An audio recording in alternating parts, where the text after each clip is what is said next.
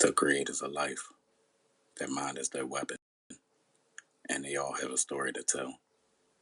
Welcome to the Rose Room, because women deserve their flowers. Tonight, we have barrier breaker and inclusion advocate, Dr. China Wilson. Let's join the And conversation. so I appreciate that because sometimes it can feel lonely out here. Sometimes you'll be in spaces and you'll be in places and you'll be like, oh my gosh, you're not quite sure whether you're accepted. You're not quite sure what the flavor is like. And so when you see someone that looks to be a part of your community and you're able to make eye contact, it causes a bit of peace to come over you, a bit of confidence even to be able to face whatever it is, the environment that you're in. Is it hard to love the culture sometimes? I think, yes, it is hard because we are, I'll say, very peculiar people, right? We have our ways about us, and they're not all good ways. I mean, that's everybody. Well, this is true. Yeah, That yeah. is everybody. This is everybody. Of course, you only know the population that you're a part of, Right. right? So I can't speak for others, but I can say within the Black community, there are some things that are done that are very frustrating. Of course, CP time. We've even named it. We've even called it something, Oh yeah, right? we make all our bad stuff good. It's like, I'm gonna need you to be on time, and they're like, I'm gonna get there. So when someone says I'll be there at 2, yeah, or the party starts at 2, get ready for it to be around 5 o'clock before things start popping off. Make sure you've eaten before you show up at the event. Those types of things that can be frustrating at times. And of course, if you get somewhere too early, you setting up. Well, there it is. You're part of the setup crew. Exactly right. You're part of the help me cook this crew. So that's very true. And you worked for the Department of Education. You were doing audits on the schools. Is that correct? Yeah, so much of my work while working at the Maryland State Department of Education was my actual title was Equity and Civil Rights Compliance Specialist. All of those fancy words break down to I was in charge of making sure that all of the school systems and the community colleges that receive federal funding through CTE, Career and Technical Education, that they abide by civil rights law in ways that are compliant. And so we would query a certain amount of, we would look at the data and query a set of schools or a set of, colleges, and whoever rose to the top, they were the folks that we would, for the lack of a better term, audit for the year. And we would go in and we would look at all their policies, their programs, their protocols, from soup to nuts. We would go in through the lens of career and technical education, otherwise known as CTE. But then once we're in, we're looking at everything. So we're looking at HR, we're looking at the classroom curriculum. I mean, we're looking at everything to make sure hiring practices and all of those, things to make sure that everything is compliant. What separated the better schools from the others? Yeah, so the schools that were better or that fared out better with some of the audits that we did were schools that were already committed to remaining compliant. It wasn't a box check moment, right? A lot of the schools that may not have been as committed or maybe didn't know how to go about it, when we did go through and do a sweep of their information, we found a lot of things that were not compliant. And so what that means is there's a report, of course, that's shared, and there are a number of corrective actions, infractions, right? And we say, hey, you need to fix this. You got about 2 years. My role provided technical assistance to each of the schools throughout those 2 years to ensure completion of those corrective actions. You had some schools, they had 20 some odd pages of corrective actions, and you've had other schools that have maybe 5 or 10 pages. And so, again, I think the schools that were really committed to making sure that compliance was not just something that they said, but that they did, they typically fared out a bit better than some of the other schools. And throughout your career, your title has changed, but your mission hasn't. Yeah. Your mission being making sure everyone's treated fair, make sure everyone's good. Do you remember the exact moment when you said, this is what I do? Yeah, I do. And I speak about it often. In fact, where I'm employed at now, at the Peabody Institute at Johns Hopkins, I was brought on close to the new year. And so before you knew it, it was February and it was Black History Month. And so they decided to feature my role, being that it was DEI focused. And I gave this story then that I'll give now is as a college senior, excuse me, a high school senior. In high school, I'm from the inner city, right? All the things that come with that. My guidance counselor, well, let me back up. I was an honor roll student in the honors program, 3.78 GPA, all the things, right? So I had free lunch, so you get 5 vouchers, right, for free applications to submit free applications to different universities. And so I'm like, I'm gonna maximize all 5 of the schools that I think I want to go to. And my guidance counselor, despite all of my academic achievement, refused to submit my college applications, right? And of course, because there's a transcript connected to these applications, you can't do it on your own. You need the school to send them. Particularly, you need a guidance counselor. And he was just adamant about not doing it. Got my mom involved, got the principal involved, and ultimately, it was done. But his reasoning by which he did not do it, he said that a student from my background and from my area didn't deserve to go to college. Wasn't necessarily college bound, despite what my academics showed. So that I was very hurt by it, but also very upset. But motivated as well. But motivated. But I think that's when the activist in me was birthed. Because I'm like, oh no, I'm fighting for this. Right. and let's get into some other things that you fought for. One of your proudest moments, becoming the first Title IX coordinator at Trinity University. Yeah. And being the first means there's no blueprint. That's right. That's right. Tell us how you did it. Yeah. So one of the first things that I did was I wanted to get a lay of the land. So Title IX is civil rights law that prohibits discrimination based off gender. So it was largely it showed up most oftentimes in athletics. That's where you saw it because students would have, gripes about one sport not being provided over another sport. And so that's where you saw it show up. It's a 1972 amendment, so it's been around forever. But when President Barack Obama, his first term, when he came on board, he noticed that there was a lot of sexual misconduct happening on college campuses. And the way in which he thought to combat that would be through Title IX, since it's already established as, a law that prohibits discrimination based off gender. Right. So he mandated this whole national mandate that schools had to have what they call a Title IX coordinator. I was already employed at Trinity Washington University I was director of career services, and my supervisor, who was the provost at the time, said that because of my counseling background, my master's is in counseling, that I probably would be a good fit for the role. I was up for the challenge. Did not realize that everything was gonna just go haywire after I accepted being the coordinator. And so what I had to do, because at that time Trinity had a large commuter population, so much of what would come to my table or come to my desk were assaults or misconduct moments that were off campus. So it wasn't like we had a student-to-student moment, right? It was typically one of our students being, taken advantage of elsewhere, right? Because we had, a large commuter population. And so I couldn't stop there, right? I had to say, well, there's limitations as to what the university could do. We could provide resources, right? We're limited in investigations, again, because the other person isn't a student of ours. Right. But what I can do is create strategic partnerships in the community, in the city, in Washington, D.C., and be able to provide support to students that have these experiences so that they can go elsewhere, just in case there's something that the university can't do. And so I identified those groups and those organizations, and I went and showed up and shook hands and, made connections, and fortunately was able to create such a strong partnership with those organizations that it ended up birthing my consulting firm that I ended up down the line creating as a response to community need. Yeah, you're like an angel to the community. Yeah. And you touched on your childhood quickly, but let's go back to that for a second. You once said some people pull themselves up by their bootstraps, but you had no bootstraps. Yeah. Break that down for me. Yeah, so it's a reference to something Dr. King used to say about, individuals saying that why can't black people just pull themselves up from their own bootstraps to kind of make other groups have done it, why can't African Americans do it? And so I use that as kind of my reference in my statement. For me personally, there were no bootstraps to pick up, right? I'm first gen, right? And so going to college, I was the first in my family, right? Aspiring to be all that I could be, I'm the first in my family. And so my mom, she was like, look,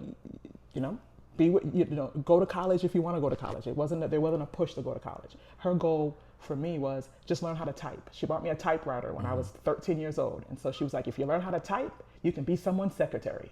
Right. Because that was her frame of reference.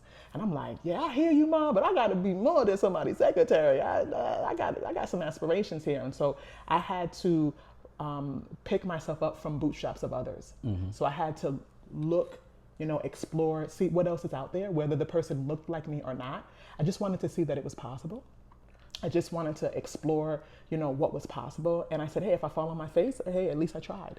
And so I found other bootstraps to kind of create my own bootstrap to pick myself up from. And I left home at 18 and went to college out of state just to kind of see what would happen. Yeah, and that kind of led to my next question, because you dealt with bullying as a child, and that can make a child question themselves. And I was going to ask, how were you able to keep believing that there was a better life out there? Yeah, so I'm a woman of faith, so without question, there's that component, right? And that lifestyle of faith was embedded in me. I mean, I was a baby, I was an infant, and introduced to spirituality, church, all of the black experience of church, right? And so that stays with you, and that comforts you, that guides you, that leads you, if that's what works for you. But in addition to that part of who I am, I've always had an imagination. I've always been inquisitive. My mom says, even as a child, I would be like, Mom, what does that sign say? What does that say? What does that say? I was always asking questions, always wondering, about different things. Why? I just talked to Dr. Sharella Cupid about that last week, and said you have to be curious. You have to be. And I think that was just innate in me. Maybe that's even some of my gifting. I always ask why. And so when I started to think about whether or not there was better out there, why not? Why wouldn't it be, right? And so I said, hey, if it's not, then it's not, but at least I tried. I wouldn't want to think that it's not, and then that limit my ability to try. And so I said, hey, I think there's better out there. And then I'm a graduate of Upward Bound. And so I was exposed to college through the Upward Bound program. And so then I was like, okay, well, this college thing maybe is a bit more doable than I thought. Still don't know what's out there, but has to be better than what I'm facing, what I'm living, and what I'm encountering on a daily basis. And so I mustered up enough courage and, applied to a variety of colleges. The one I got into was the one I wanted, and I went away to school out of state. And from your guidance counselor to bullies to family members, have you forgiven the people who made your childhood difficult? I have. It's a journey. And dare I say, you have to continue to forgive. Because everybody has, my mom says, nobody gets out of here without a monkey on their back. Everybody has something that they're dealing with, right? And if that's true, then that means that something sometimes can show back up. You think you're over it, but it shows up again, right? And so whether there's, pain points, triggers, whatever. So yes, I've forgiven, but I continue to forgive, because there are moments that I may relive something from the past, or I may watch something on TV, and I'm like, oh, that reminds me of what happened when such and such did so and so, right? So and so did such and such, and so it's not just about forgiving. I think it's a continual decision that you make to forgive, and you have to forgive, because if you don't, it limits you, not them. It stops your growth and not theirs. And so there's a peace that comes with that forgiveness that you deserve. And so with doing that, I think, I've been able to really afford myself a much better life than being bitter and upset. Right. And a while back when we talked, it was difficult for you to find like a good memory from childhood. Yeah. And you finally remembered singing. Yeah. Why was singing a safe space for you back then? I have a sign in my office that says music is the way that we express our feelings, right? And I think that's the best way to kind of capture an answer to what you've just asked. I think for me, singing allowed me to express myself. And I love it. It's my first love. I love it. And whenever I do it, even current day, people come up to me and they say, "Oh my gosh, when you sing, I mean, I can feel the joy. I can see it. It just oozes out of you." And I think that's because that's what I'm feeling. And so it's always been my safe space of peace because it's been a place where I'm able to express myself. And that led you to Broadway and maybe a movie. Tell us about those. Well, so that's I wanted a career in musical theater, and that was because while I was a teenager, I was afforded the opportunity to do an off-Broadway musical of West Side Story, which is a very popular musical. They know. Yeah. Who doesn't know West Side Story, right? And so I was Consuela, Maria's best friend, and it was life-changing because it opened up an opportunity for me to receive professional training, which I continued thereafter in acting, singing, and dancing. And I really got a peek. I mean, I was not only professionally trained, but people from New York that were on Broadway and all of the people that were doing it for a living, they came and they were our teachers, they were our mentors, they really, really surrounded us in a way that helped us really understand what that life was like, what it was like to be an artist full time. And I fell in love with it. Absolutely fell in love with it. And so the musical, of course, it's based on, what it's like to be in the inner city and gang activity and so forth. And it just so happened that the town that I'm from, the city I'm from, was facing that at that time. I mean, the town has been in trouble in that way for a while, but during that time it was at an all-time high. And the police officers were having a hard time connecting with youth, and it was turning into violent moments and things like that. And so this was an opportunity to bring the community together. And for them, so the police, the chief of police at the time was actually Officer Krumke in the musical, and as a way to bridge a connection between us young people and the police department. And so 60 Minutes got wind of what we were doing and actually selected a few of us to be featured. They followed us around home and school and all the places, and interviewed us and wanted to understand our journey and how we got to where we were. And I was one of those individuals selected. And so was afforded that opportunity. 60 Minutes, so it showed, right? It was on air. I have to find it. It's still out there. I'll have to find it and share it with you. Oh, they could find it. Somebody will get it. It's still, although the internet wasn't what it was, it wasn't back then what it is today. It is still, you can still find it. And so the piece was very motivational, and so Warner Brothers saw the 60 Minutes piece and said, "Well, we actually want to do a movie on this." It's like The Dangerous Minds with Michelle Pfeiffer, but it was before. Yeah. It was kind of that concept, like, oh, we're going to do a movie on how like inner city kids use the arts to like stop violence and to embrace the arts, and oh wow, they're really talented, and some of them moved on to do this professionally and so forth. And I was actually chosen to be one of the individuals to be in the original movie, and was asked to leave. This was I was going into my junior year of high school, so I was asked to give up my junior year and presumably my senior year as well, to tape the movie and be in LA and so forth. And I didn't want to do that because, again, we're talking 3.7 GPA, honor roll, honors program, where I knew I wanted to go to college. And of course, in the entertainment world, there's no guarantee. And so I'm like, okay, well, what if I go and do this? And then, I don't want to go back and have to get a GED, right? Nothing against GEDs, but that wasn't for me, right? And so I decided to not do the movie because they weren't willing to provide schooling to us while we were away. And I said, I'll just go to school. I'll just go to college for it. I'll go to school for musical theater instead of doing this movie piece. And so I didn't do the movie, and I didn't go to school for musical theater.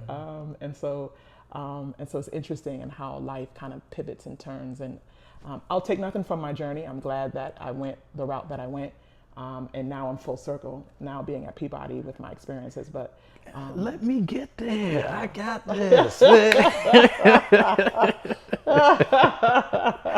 I'm Yes, getting ahead of you. I'm getting ahead of you. My bad. My bad. yes, you made the right decision. Yeah. You are currently a dean at Peabody Institute of Johns Hopkins University. Yeah. And Thank you. Thank yeah, you. Thank you. Dean of Diversity, Equity, and Inclusion specifically. Let me ask, why does uh, music and arts still need overseeing Yeah. for that? Yeah. Yeah, I think, so, music and arts is the way that a lot of students express themselves, a lot of individuals express themselves. I don't know that we've ever gotten the full credit, the full merit that we deserve because there are so many people. I mean, any person, pull up your phone and you've got music on it, right? You ask the average person and they're like, oh, yeah, I played trumpet when I was like 5. I sang when I was like 10. The average person has been exposed to the arts, whether it be as an adult or whether it be in their childhood or somewhere in between, and yet it's minimized even though so many people have been exposed to it, right? And it doesn't get, as far as I'm concerned, as much notoriety and respect collectively within the genre, of course, but like collectively when you match it up against, or when you put it up against some of the other types of professions that we do hail and honor. Doctor, lawyer. Right? And those are great professions, don't get me wrong, but why can't we honor the arts in that same way, especially because of how much it has impacted so many people, right? And so I think it's one of the most widespread genres that's touched, again, many people of many different backgrounds, different socioeconomics background, racial identities. It doesn't matter. Arts, they touch everyone, and that's the beauty of it. And I just wish that it was given more credit and more notoriety than it currently has. Yeah, and you said you're in your dream job. This is your dream job. So first, how or when did you know that? And in the society that we're in, where they tell you to keep going, and how they look down on jobs now. Yeah. How are you content with where you are? Yeah, so it took me a while to get here. I mentioned a few moments ago that I was an Upward Bound alum. And if it wasn't for Upward Bound, I don't know that I would have had the know-how of how to go to college. I would have wanted it, but not have had the steps, wouldn't have known the steps to take. And so because of that, it always has like a place in my heart, right? And so very early on after getting my master's, I wanted to pay back. I wanted to give back, and I wanted to be in charge of those TRIO programs. And it just wouldn't work out. I would go for those types of positions. I would get to the top of the search and be their top candidate, so they say, and then something would happen. The search would get thrown out, or they would choose someone else, or it was just always something. And then I would end up going in a different direction career-wise, and be frustrated and like, when am I going to get my moment to make a difference? And so I realize now that I had to take those pivots in order to get the skill sets necessary for the role that I have today. Right. Had I gone that traditional route, I don't think I would have had the skill sets. Didn't know I needed those skill sets, right? So I'm grateful for the path that I did take. But the reason why this is my dream job is because not only is it a full circle moment as far as being an artist, but it's also an opportunity to make sure that there's someone in place, someone there, so that what happened to me doesn't happen to someone else. I beat the odds, right? Statistically, right? If anyone, I say one day I'm going to write a book and folks will know the whole story. But if I were to tell you the whole story of what I've endured and what I've overcome, I really truly beat the odds. I shouldn't even be sitting here talking to you, right? And yet I am. And so why can't someone else beat the odds? Why can't someone else, make it just like I made it? You just need someone to be able to provide that support, that assistance, that guidance, the presence even, right? And so this is my dream job because I get to wake up every single day and I get to make sure not just our students, but our faculty and our staff feel like they're valued, supported, right? Because everyone has an identity and everyone has a culture. Some identities are, seen as, more prominent than others. And when you think about DEI, you think about, oh, it's all about race. Well, it's some of that, but it's other identities as well, right? And so, I get to wake up every single day and help people feel included based on their identity. And I grew up not feeling that way, right? And so how I can pay it forward and make a difference for someone else is really what I believe my calling is and what I believe, I'm here to do. And this job allows me to do that. And so to be able to combine my personal passion with my professional passion is just really, truly a blessing. And so that's why I see this as my dream job and why I can be content where I am, because I'm able to, I've been trying to get to this point for so long. And I wanted to be in leadership. I'm not a power person. That's not what I aim for. But I want to be in leadership because I want to be able to have influence, to make difference. I've been in positions before where I wasn't quite a leader, and so I wasn't really taken as serious. People may have not really gone with my idea. Right. But now that I'm in leadership, my ideas are respected, my ideas are considered, and we may build consensus. It's not about always going my way, but I'm at least at the table and I'm able to have conversation and ways to help build that consensus that creates the change that I'm looking for. Oh, that guidance counselor don't know what he did. Yeah, I know. What else makes you happy outside of saving the world? Oh gosh.